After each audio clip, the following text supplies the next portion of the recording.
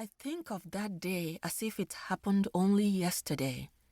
It was the moment when my universe took a definite form. The moment when the two voices in my head quieted down and my wandering self found what it's been searching for. You were wearing that ugly jersey you loved, the faded blue one with holes in the left shoulder, sprinting after a football with a herd of gangly boys on your tail. You were lightning, and the boys were the clouds chasing after you, never to touch you. You were exquisite, a being torn between softness and hardness. You were just like I'd imagined. I think that day I was wearing my striped jumpsuit, the one with toggles at the waist and a breast pocket. You loved that dress. You said it gave me an hourglass figure, and you would walk behind me just so you could stare at my bum, even though you knew it made me uncomfortable. You had a playful spirit, Fati. I hope life hasn't stolen that from you. The dress is frayed now, just like that blue jersey, but I've kept it. I pull it out every now and again and press my face to the fabric just to remind myself that our time together wasn't conjured by my imagination. Time seemed to freeze when I saw you that first day, Fati. The dark clouds parted ever so slightly and a single ray of sunshine touched you. I felt everything in and around me come to life. I felt awakened in ways I could not articulate. You did not see me at first, so I just stood there and watched. Your team, grim-faced, every single one of you, was huddled in defense next to the bamboo goalpost, which was stuck deep into the ground and missing a net. You were so focused, as if your next breath depended on keeping the ball from going through the goal frame. And even though you were the only female on the court, you seemed unperturbed, utterly at ease with your surroundings.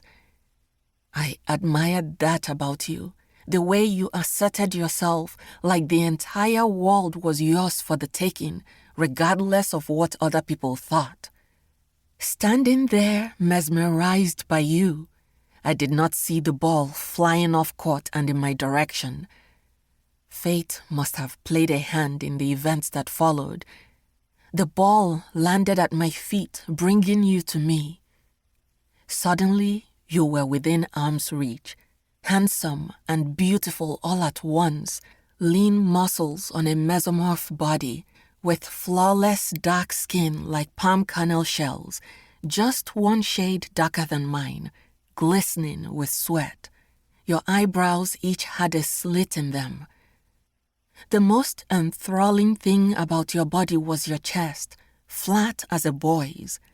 I would find out later that you wore binders to smoosh your breasts because you were dysphoric about them.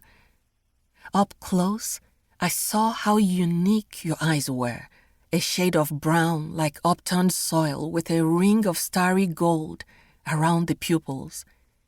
They seemed to see right through my mask, and I found that disarming.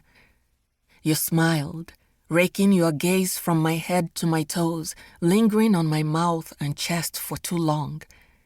I fidgeted, looking down at my feet, and yet I felt an intense pull toward you. Something about your aura felt familiar, like I already knew you. With a slight tilt of the head, you urged me to pass the ball, even though you could reach for it yourself.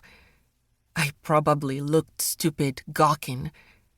But how could I not stare, Fati, when you bewitched me with your gaze and those lips? God, your lips, pinkish brown and perfectly proportioned, the upper one darker than the lower.